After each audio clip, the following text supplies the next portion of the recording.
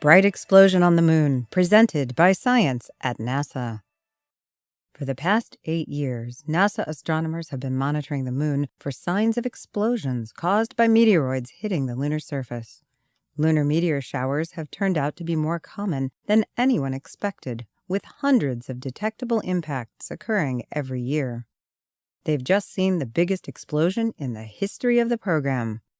On March 17, 2013, an object about the size of a small boulder hit the lunar surface in Mare Imbrium, says Bill Cook of NASA's Meteoroid Environment Office. It exploded in a flash nearly 10 times as bright as anything we've ever seen before. Anyone looking at the moon at the moment of impact could have seen the explosion, no telescope required. For about 1 second, the impact site was glowing like a 4th magnitude star. Ron Suggs, an analyst at the Marshall Space Flight Center, was the first to notice the impact in a digital video recorded by one of the monitoring program's 14-inch telescopes. "It jumped right out at me. It was so bright," he recalls. The 40-kilogram meteoroid, measuring 0.3 to 0.4 meters wide, hit the moon traveling 56,000 miles per hour. The resulting explosion packed as much punch as 5 tons of TNT. Cook believes the lunar impact might have been part of a much larger event. On the night of March 17th, NASA and University of Western Ontario all-sky cameras picked up an unusual number of deep-penetrating meteors right here on Earth, he says. These fireballs were traveling along nearly identical orbits between Earth and the asteroid belt. This means Earth and the Moon were pelted by meteoroids at about the same time. My working hypothesis is that the two events are related, and that this constitutes a short-duration cluster of material encountered by the Earth-Moon system, says Cook.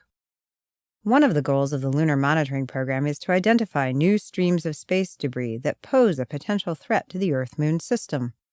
The March 17th event seems to be a good candidate. Controllers of NASA's Lunar Reconnaissance Orbiter have been notified of the strike. The crater could be as wide as 20 meters, which would make it an easy target for LRO the next time the spacecraft passes over the impact site. Comparing the size of the crater to the brightness of the flash would give researchers a valuable ground truth measurement to validate lunar impact models. Unlike Earth, which has an atmosphere to protect it, the Moon is airless and exposed. Lunar meteors crash into the ground with fair frequency. Since the monitoring program began in 2005, NASA's Lunar Impact Team has detected more than 300 strikes, most orders of magnitude fainter than the March 17th event. Statistically speaking, more than half of all lunar meteors come from known meteoroid streams, such as the Perseids and Leonids. The rest are sporadic meteors, random bits of comet and asteroid debris of unknown parentage. U.S. space exploration policy eventually calls for extended astronaut stays on the lunar surface. Identifying the sources of lunar meteors and measuring their impact rates gives future lunar explorers an idea of what to expect. Is it safe to go on a moonwalk or not? The middle of March might be a good time to stay inside. We'll be keeping an eye out for signs of a repeat performance next year when the Earth-Moon system passes through the same region of space, says Cook.